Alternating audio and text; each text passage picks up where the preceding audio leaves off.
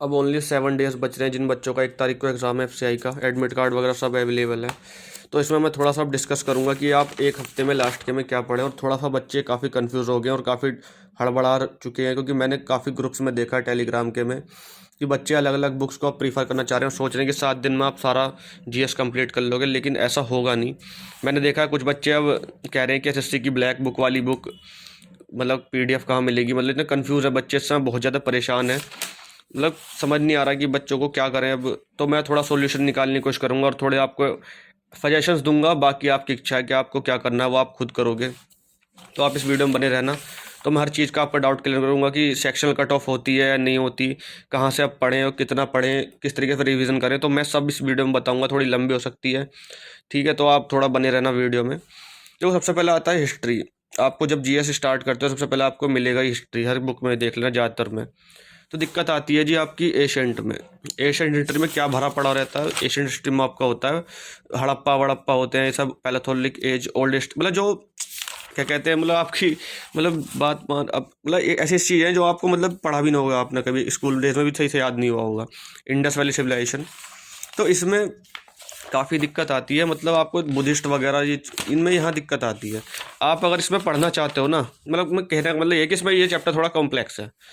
इस ऐसा आपको इसमें पढ़ना हो, एशियंट हिस्ट्री में आपको पढ़ना क्या, आपको बस पढ़ना आपको है, एक तो बुद्धिस्ट वाला चैप्टर पढ़ना है, बुद्धिस्ट वाला, गुप्ता डायनेस्टी पढ़नी है, और आपको पढ़ना बस मौर्य।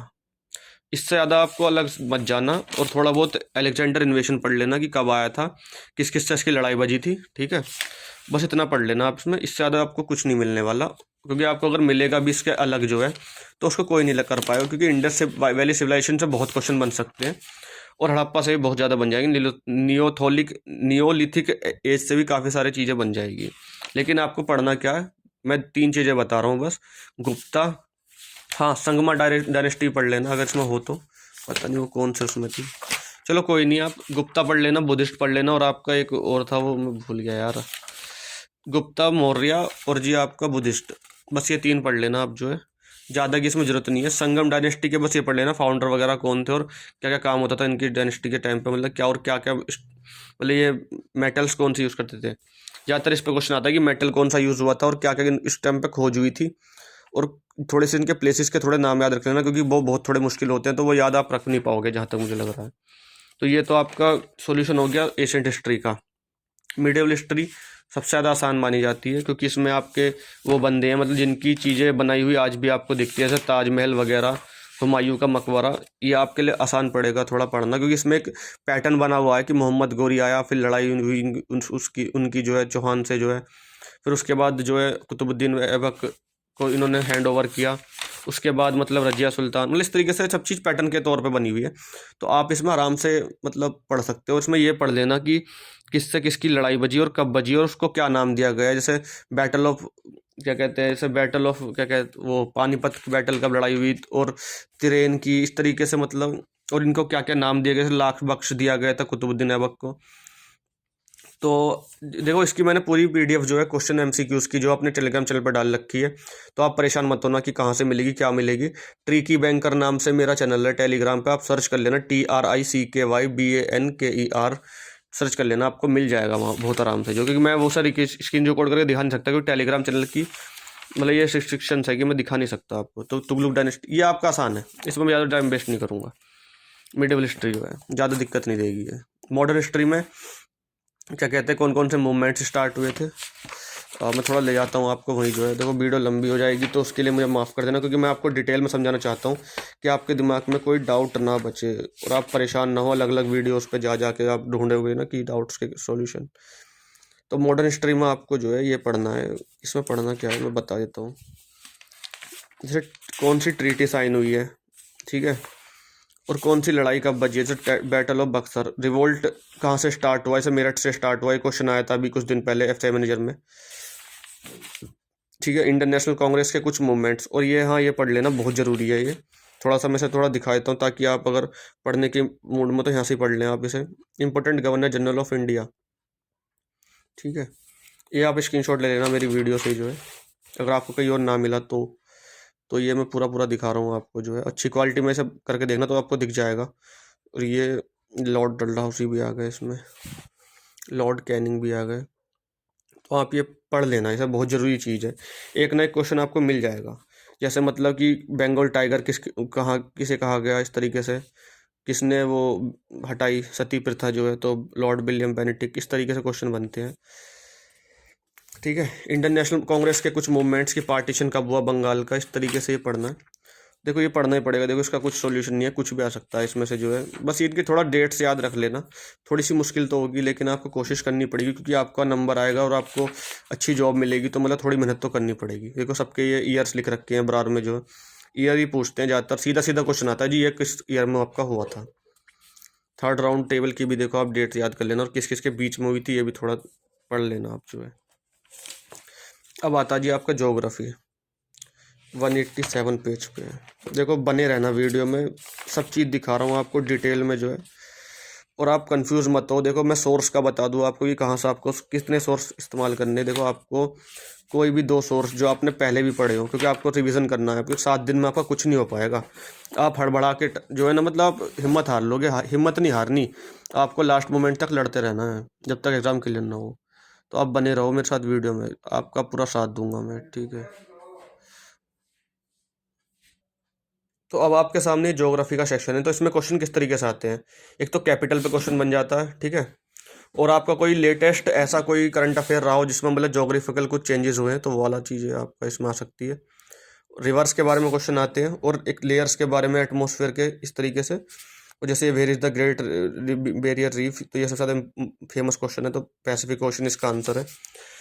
और देखो ये लॉन्गेस्ट रिवर, इस तरीके से आप पढ़ लेना, सीधे सीधे क्वेश्चन पूछे जाते हैं, और इतना ज़्यादा लेवल हाई नहीं होगा। बेसिक्स प्लस थोड़ा सा फैक्चुअल क्वेश्चन के कॉम्बिनेशन से ज्योग्राफी बना रही है इस समय, मतलब आईपीएस बना रही है ज्योग्राफी का पेपर, ठीक है।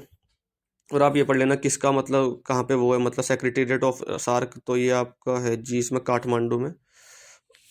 ओके, इसका मैंने पूरा पीडीएफ डाल रखा है अपने चैनल पे। तो ज़्यादा ज्योग्राफी में आपको डीप जाने की कोशिश नहीं करनी है, ज़्यादा डीप जाने का कोई फ़ायदा भी नहीं होगा, याद ही नहीं रहेंगी चीज़ें। और हाँ, ये वाला क्वेश्चन बहुत इंपॉर्टेंट है, constellation Saptarishi is known as Great Bear, ठीक है।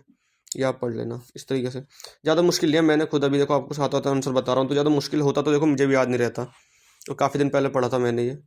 तो ज्योग्राफी ज़्यादा मुश्किल नहीं है। और हाँ, अब आते हैं आपको इकोनॉमिक्स पे, काफ़ी बच्चे कन्फ्यूज़ हैं। देखो इकोनॉमिक्स में देखो आपको वो चीज़ें पढ़नी जो प्रीवियस ईयर में आई हैं, क्योंकि इकोनॉमिक्स ऐसा सब्जेक्ट है जो हर बच्चा पढ़ता नहीं है। तो इकोनॉमिक्स आपको बस प्रीवियस ईयर लगाने हैं, उसमें देखो ज़्यादा क्वेश्चन हर उसमें मिलेंगे भी नहीं इसके जो है। आप चाहे गोल्डन बुक प्रीफर कर रहे हो, या फिर आप मेरी वाली अड्डा वाली बुक प्रीफर कर रहे हो, या आप कोई सी भी बुक प्रीफर कर रहे हो, लूसेंट कर रहे हो, तो उसके बस आप एक बार ऊपर ऊपर से पढ़ लेना, ठीक है। और कोई ऐसा जैसे मुद्रा वाला बैंक कब लॉन्च हुआ, इस तरीके से आप स्कीम्स पे ज़्यादा क्वेश्चन बनते हैं इकोनॉमिक्स में से, स्कीम्स पे जो है, तो आप इसमें ज़्यादा डीपली मत जाना। इकोनॉमिक्स आप छोड़ भी सकते हो। और हाँ, इकोनॉमिक्स में अगर आप छोड़ रहे हो तो आप स्कीम्स के डेट्स, और क्या कहते हैं किसने लॉन्च की और कब ऑपरेशन किसने किया, इस तरीके से आप पढ़ लो। कंप्यूटर आपका मेंस में आएगा, ट्रेडिशनल जी के मतलब कि कौन सा स्टेट में किस तरीके के डांस होते हैं, और किस तरीके के मतलब रिवर जा रही है मतलब स्टेट में से जो है, और कौन कौन से मतलब उस स्टेट से रिलेटेड मतलब क्वेश्चंस बनते हैं, कि उसकी कैपिटल, उसकी मतलब कोई ऐसा मतलब कोई कल्चर वगैरह कुछ भी उससे पूछ सकते हैं। तो ज़्यादा डीप मत जाना आप, कोई अपनी स्टेट के जैसे मतलब जो फेमस स्टेट्स हैं ज़्यादा, आप उनकी तैयारी करना। जनरल साइंस हर कोई बच्चा पढ़ा हुआ होता है, थोड़ा बहुत तैयारी होती है, लेकिन हाँ थोड़ा बायो में दिक्कत आ जाती है, और बायो और केमिस्ट्री थोड़े से कॉम्प्लेक्स सब्जेक्ट होते हैं, क्योंकि ये रटने ही पड़ते हैं ज़्यादातर जो है। बायोलॉजी तो आपका 10th के बाद से मिलता ही नहीं है, तो आप ज़्यादा डीप मत जाना इसमें भी जो है। जो बेसिक्स क्वेश्चन है मैं तो बता रहा हूँ, जनरल साइंस के लिए आप पनेकिया फॉर कॉम्पिटेटिव एग्जाम्स की गोल्डन बुक लगा लेना, ज़्यादा क्वेश्चन आ रहे हैं उसमें से जो है, जनरल साइंस के लिए जो है, क्योंकि वो बंदे ने मतलब सही से बनाई है अपनी जो है बुक वगैरह वो। केमिस्ट्री तो देखो आप जिस बच्चे की स्ट्रांग होगी 11th-12th में, तो वही कर पाएगा अच्छे से जो है। और जिसकी नहीं स्ट्रांग है तो वो आप फिजिक्स पे ज़्यादा ध्यान देना, क्योंकि केमिस्ट्री से मुश्किल एक क्वेश्चन आएगा, फिजिक्स में से ज़्यादा पूछा जा रहा है, तो आप फिजिक्स को ज़्यादा प्रीफर करके चलना। और हाँ, इसमें सेक्शनल कट ऑफ नहीं होती एफसीआई में जो है, तो मैं थोड़ा सा दिखा देता हूँ आपको फिजिक्स का जो है। देखो ज़्यादा मुश्किल नहीं है ये भी जो है। What is the minimum distance required to hear an echo, 17 metre का डिस्टेंस चाहिए होता है। ब्लैक बोर्ड अपीयर्स ब्लैक, क्योंकि वो बाकी सारे कलर्स एब्जॉर्ब हो जाते हैं तो ब्लैक अपीयर होता है। मतलब थोड़ा ब्लर हो रहा होगा, अब देख लीजिए आप क्वेश्चन पढ़ के। ज़्यादा मुश्किल नहीं चीज़ें करनी है आपको, आराम से चीज़ों को करना है, ठीक है ना। और हाँ, जो भी आप पढ़ रहे हो ना अभी, उसका 2 या 3 बार कम से कम रिवीजन करना, तभी जाके ये चीज़ें आपके दिमाग में रहेंगी। तो मैंने लगभग हर चीज़ बता दी आपको जो है।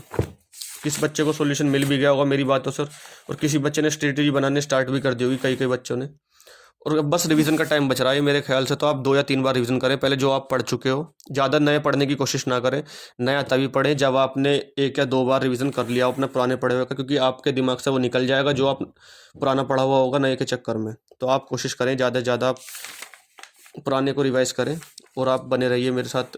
मेरे टेलीग्राम चैनल पे आपको इस बुक की PDF मिल जाएगी, और आप पढ़ने क्या फॉर कॉम्पिटेटिव एग्जाम भी यूज़ कर सकते हो जनरल साइंस के लिए। लूसेंट तो भाई एवरग्रीन है ही आपकी। लूसेंट हिंदी में बच्चे मांगते हैं, तो मैंने उसका भी जुगाड़ कर रहा हूँ आपके लिए। इंग्लिश में मेरे पास ऑलरेडी पड़ी है। तो आप ज़्यादा सोर्सेज के चक्कर में ना पड़ें कि भाई मैं उससे ही पढ़ लूँगा, उससे ही पढ़ लूँगा। आप पहले रिवीजन के चक्कर में पढ़ें, जो आप पढ़ चुके हो उसको रिवाइज करो पहले, ठीक है जी। All the best for the exam. और मैंने हाँ मैथ्स के लिए ऑलरेडी एक वीडियो बना दी है, वो इससे नीचे मिल जाएगी, इस वीडियो के नीचे वो मैंने अपलोड कर दी है, तो आप उसको भी जाके देख लें जिसको क्वांट में दिक्कत आ रही है। ठीक है जी, धन्यवाद।